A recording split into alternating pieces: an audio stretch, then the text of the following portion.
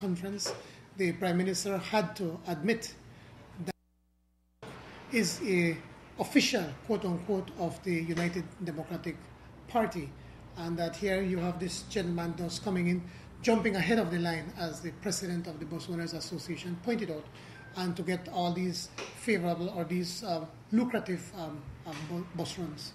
So we want to make it absolutely clear that we are demanding from the government that they reinstate the bus runs that the Bus Owners Association had, and that they should sit down and negotiate with the bus owners in good faith, with the object to be able to, or the view or a goal to be able to come up with a compromise, a reasonable compromise that is going to be able to provide a good quality, safe service to the Belizean public, and at the same time to protect the investments of these bus owners that have been on these bus runs for many, many years. We've seen similar situations than this in previous years. Can you tell us, were you the Prime Minister and your party in government, what would have been priority steps you would have taken to avoid something like this from happening? I strongly believe that this could have been avoided. The Prime Minister, I questioned the Prime Minister when he would say that he was unaware of what was taking place.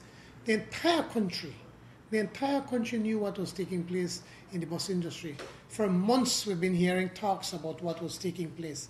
Just a few weeks ago, the bus owners were on the news because the minister had promised them a 21-day moratorium, and yet about 2-3 days later over the weekend, he changed that completely.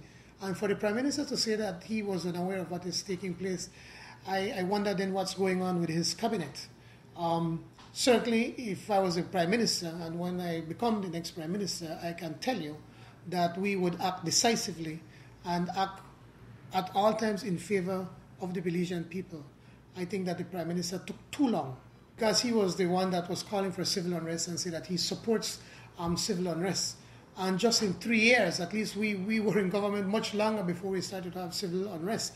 But within 1 year of his government, there was already civil unrest, and it's starting to continue more and more.